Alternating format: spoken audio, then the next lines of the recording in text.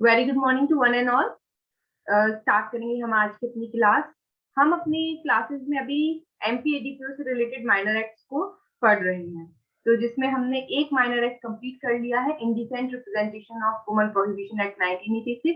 Now ये हमारा जो है दूसरा एक्ट चल रहा है, prohibition of child marriage act 2006, बाल विवाह प्रतिषेध अधिनियम 2006।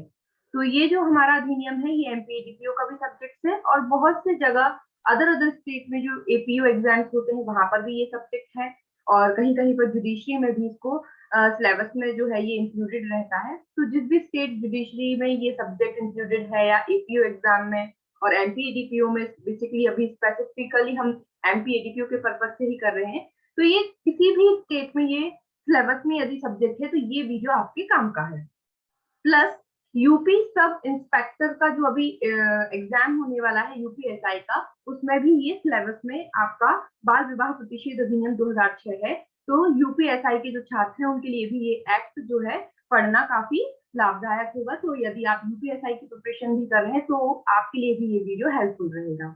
चलिए बिना टाइम वेस्ट किए हम स्टार्ट करेंगे अपनी क्लास को। स्टार्ट करते हैं। प्रीवियस क्लास में हमने सेक्शन 3 तक कंप्लीट कर लिया था, और आज हमें section 4 of prohibition of child marriage act 2006 से स्टार्ट करना है।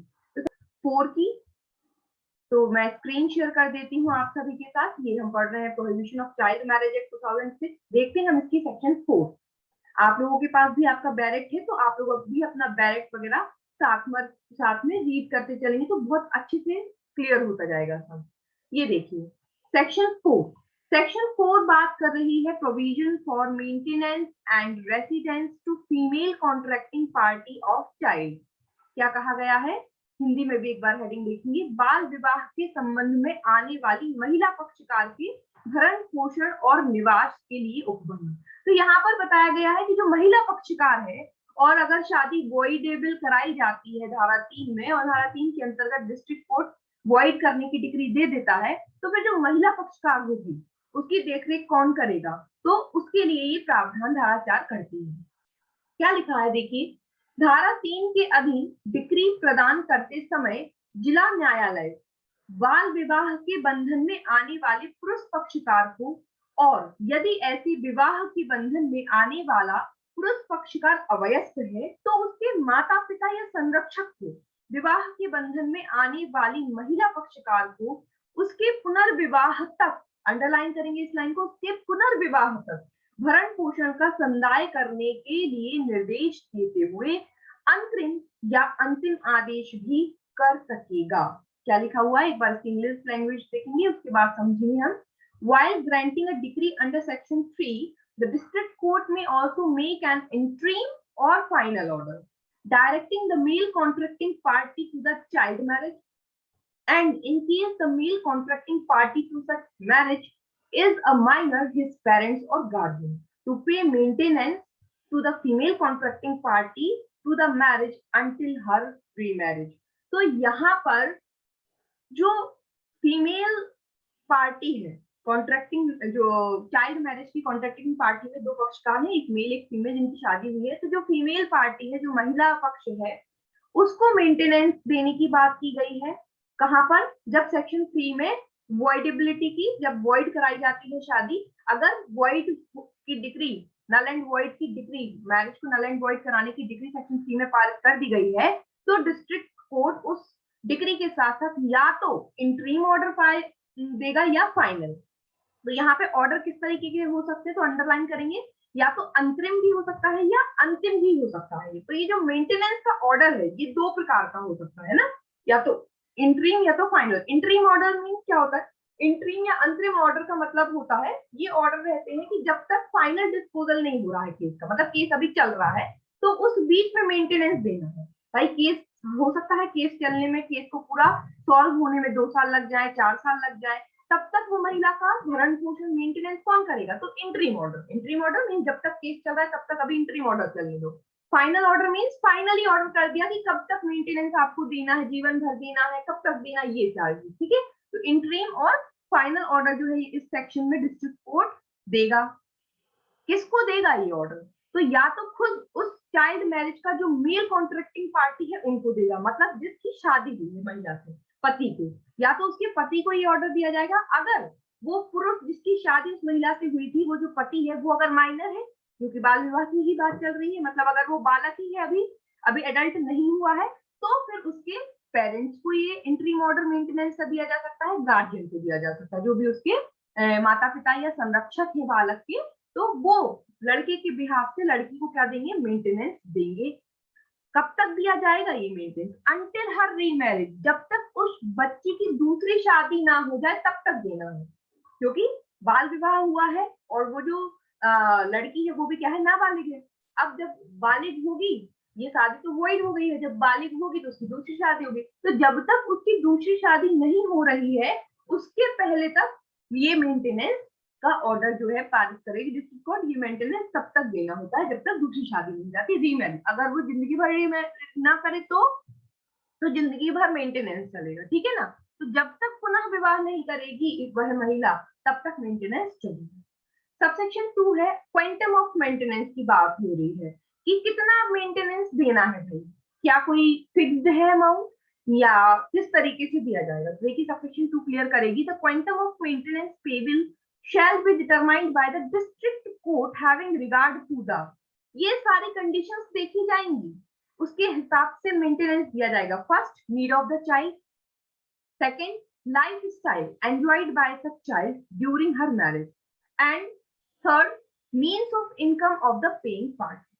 तीन चीजें, ये तीन चीजों के हिसाब से जो है मेंटेनेंस दिया जाएगा कि उस बच्चे की नीड क्या है, उसकी लाइफस्टाइल कैसी रही है ड्यूरिंग उसकी मैरिज में, और जो मेंटेनेंस देने वाली पार्टी है उसकी कितनी हैसियत है, वो कितना दे सकते हैं, उस हिसाब से फिक्स किया जाता है क्वांटम ऑफ मेंटेनेंस। देखिए हिंदी में भी पढ़ लेते हैं। संदेह भरण पोषण की मात्रा का अवधारण जिला न्यायालय द्वारा बालक की आवश्यकताओं, फर्स्ट पॉइंट क्या है, बालक की आवश्यकताओं। सेकंड, अपने विवाह के दौरान ऐसे बालक द्वारा भोगी गई जीवन शैली।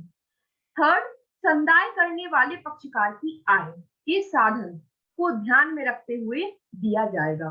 तो बालक की आवश्यकताएं देखी जाएंगी कि इसको किस किस चीज की भाई आवश्यकता पड़ती है, उस हिसाब से मेंटेनेंस देना है कि भाई उसको रहने के लिए जगह नहीं है, उसको खाने पीने के लिए भी सामान नहीं है, तो क्या क्या चीजों की उसकी आवश्यकता। फिर उसकी लाइफ स्टाइल, कि जब उसकी शादी करी थी और शादी करने के बाद जो लाइफ स्टाइल उसने जी है, तो ऐसा नहीं है कि शादी वॉइड हो जाएगी तो उसको पटक देंगे कि अरे अब तुमसे शादी टूट गई तो अब तुम जान तुम्हारा काम जानो। जो life style during her marriage थी, ड्यूरिंग हर मैरिज लिखा है यहाँ पर, बालक द्वारा भोगी गई जीवन शैली विवाह के दौरान।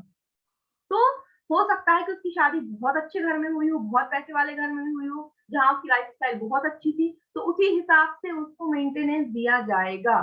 फिर उसके बाद थर्ड वन है पक्षकार की आय के साधन। अब जिस पार्टी को, मतलब मेल कॉन्ट्रैक्टिंग पार्टी को जिसको मेंटेनेंस देना है, उसकी आय के साधन क्या है वो देखा जाएगा। क्या वो भैया मजदूरी करते हैं क्या, भाई अगर मजदूरी करते तो उस हिसाब से मेंटेनेंस दिया जाएगा, करोड़पति है तो उस हिसाब से दिया जाएगा, सबकी हैसियत के हिसाब से मेंटेनेंस दिलवाया जाता है। अब है थर्ड वन इज भरण पोषण की रकम का मासिक या एक मुश्त राशि के रूप में संदाय करने का निर्देश दिया जा सकता है। अब ये जो मेंटेनेंस है ये या तो मंथली भी पे करने का ऑर्डर दे सकती है या फिर इकट्ठा लमसम अमाउंट, या तो कोर्ट कहेगी भाई आप मंथली दो, हर मंथ का मंथली दो, या फिर पूरे जीवन भर का मंथली जितना फिक्स्ड हुआ है उसका एक टोटल अमाउंट निकालो और एक बार में एक सम दे दो। तो ये कोर्ट के ऊपर, ये कोर्ट का डिस्क्रिशनरी पावर है, जैसा भी कोर्ट देना चाहेगा। Amount of maintenance may be directed to be paid monthly और इन लमसम। तो डायरेक्टेड मतलब कोर्ट डायरेक्शन दे रही है, तो कैसा भी हो सकता है, या तो इकट्ठा दे दो या तो मंथली दे दो। ठीक, आगे देखते हैं। इसकी सबसेक्शन 4 भी है। सबसेक्शन 4 में देखेंगे क्या लिखा गया है।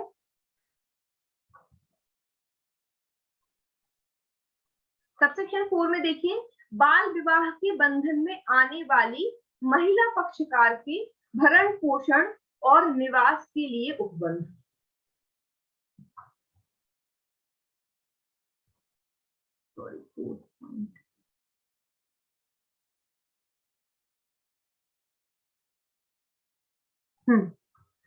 In case the party making the petition under section 3 is the female contracting party, the district court may also make a suitable order as to her residence until her remarriage. Residence के लिए order भी कर सकती है। तो 4 sub clause 4 में क्या कहा गया है कि यदि धारा 3 के अधीन अर्जी देने वाला पक्षकार विवाह के बंधन में आने वाली स्त्री पक्षकार है तो जिला न्यायालय उसके पुनर्विवाह तक उसके निवास के लिए भी उपयुक्त आदेश कर सकेगा। अब सपोज करिए कि जो सेक्शन 3 के अंतर्गत शादी को बाल विवाह को वॉइड कराने के लिए पिटीशन किस पक्षकार ने दी थी? फीमेल पक्षकार ने दी थी। मतलब यहाँ पर जो मेल था वो एडल्ट था और बालक कौन थी? स्त्री थी। तो स्त्री जो है वो करवा रही है शादी को नल एंड वॉइड। तो फिर जब तक उसका पुनर्विवाह, जब तक वो रीमैरिज नहीं करेगी तब तक के लिए उसके रेसिडेंस के लिए भी आदेश कर सकता है डिस्ट्रिक्ट कोर्ट की इसको रहने की व्यवस्था भी की जाए इसकी। ठीक, तो ये होती है आपकी सेक्शन 4 कंप्लीट। क्लियर?